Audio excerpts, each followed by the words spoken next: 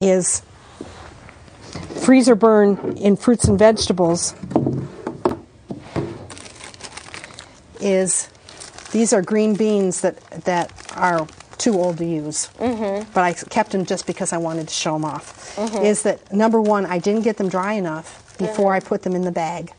Okay. Okay, and then the other part of it is because of the ice in it, it's causing it to freezer burn. So these green beans are not going to be good to eat buttered or put almonds and make a sauce on them. They might work in a green bean casserole where you use the mushroom soup and the onions and cover it all up. Right. Or put it in soup. You have to hide them in something. Right. I mean, they'll give you fiber, but you can see how they've gotten white. There's white streaks on them from being freezer burned. Now, this was in a freezer weight bag. Okay. But I put them in warm because I was in a hurry. Didn't pay attention. Right. And so you can do that, end up doing something like that. So would you like Stephanie has the blanching pot, which we talked about when we did peaches a little earlier, but this is a pot that has a basket in it, and there's steaming water, and you can see the steam coming off. And what we're going to do is we're going to dump the colander of spinach into that basket, and then because I've already looked up the time on it, it takes 2 minutes of blanching time.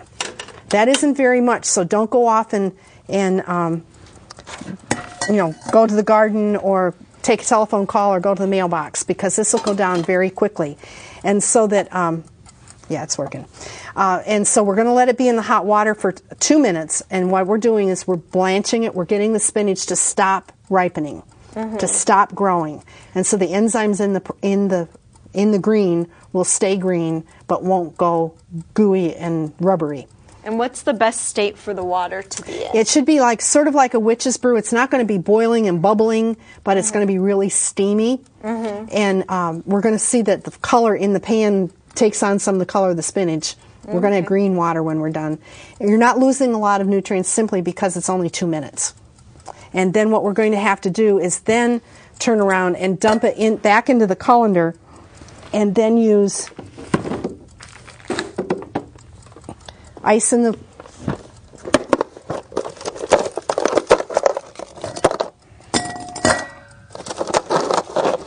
and at home we would normally do this in the sink,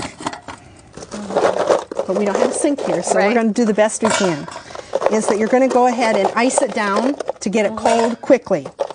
Okay. So that, again, the quicker we get it into the freezer after we've picked it, the better off it's going to be. And so we're going to almost there. We're going to dump it in the colander, and then actually I'm going to have, there it goes. There we go. Bring it over. And now what I normally do at home is I use this as my pan to hold the water so I don't drip water all over the kitchen or slip on the floor to keep it safe. Just like that. And then you're going to go ahead and dump that right on top of the ice. Good job. Got it. And then we can restore the water back in the pan, turn the pan off. And what we're going to do is, remember how full it was? Yep. It's very little now. Now, if you don't like big leaves, you can cut it up before you blanch it, and so that it becomes chopped spinach. And this is what it's going to look like in the freezer bag. It was frozen, but again, it's been sitting a while, so it's beginning to thaw again. But I've labeled it for spinach because I also do collard greens, I do beet greens, and so on. Sometimes it's hard to tell the difference. Right, and then this was frozen last fall when I had my fall crop of spinach. But when you get ready to, I say set the timer and then I forget to do it. That isn't very good on my part. Is to go ahead and put as much ice as it will tolerate.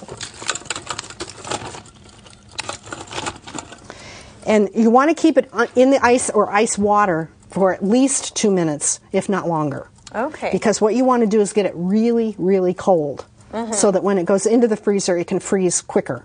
Okay. So that's just all keeping that time between picking and eating as short as possible.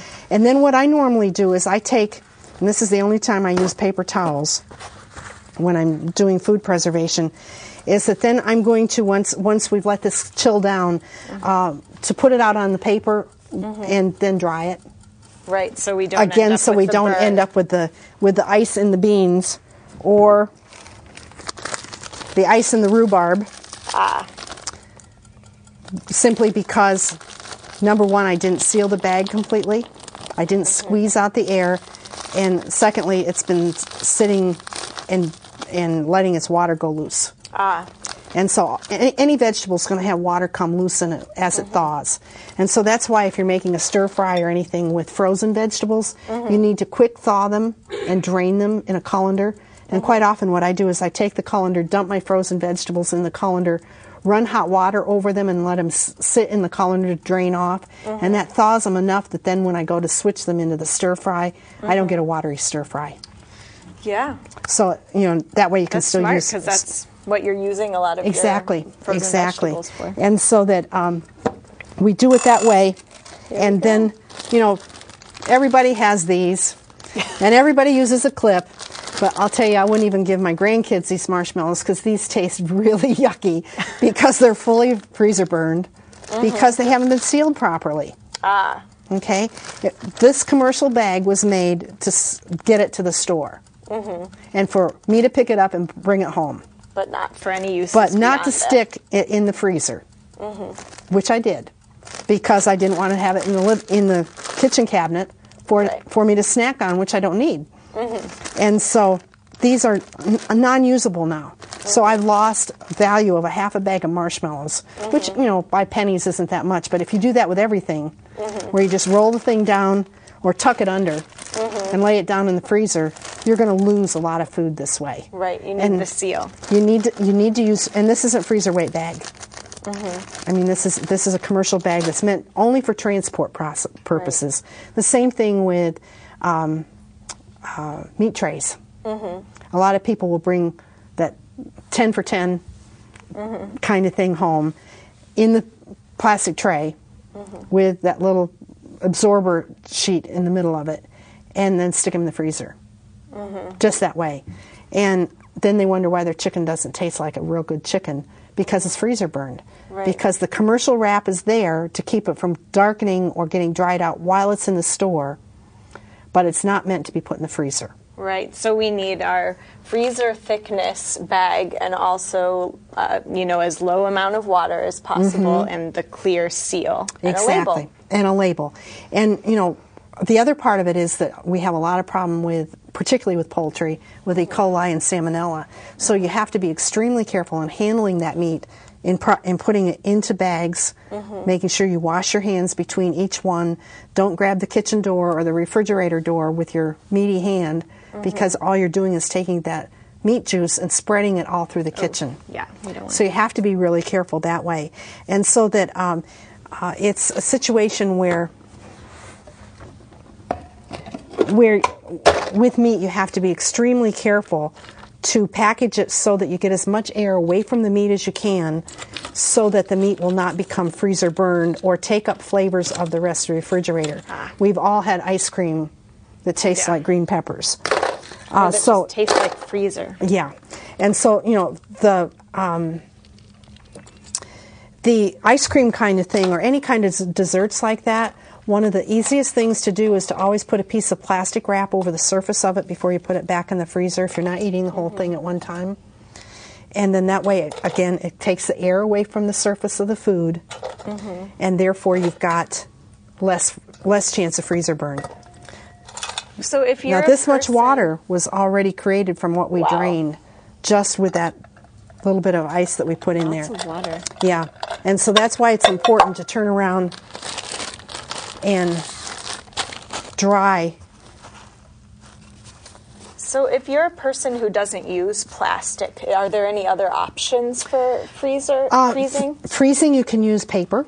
You need to use freezer weight paper, which actually has a plastic coating. Paper, and it actually does have a plastic coating on the inside. Okay. But again, you have to wrap it tight and make sure that you've got it freezer wrapped, which is where you double fold and roll it down and that kind of thing, so that you won't end up with any air, as least amount of air as you can keep from getting it into it. Right. And then the other thing is to always date it, and particularly like ground meat and sausage and things like that are more apt to dry out because they're in smaller pieces, because the meat fiber is there.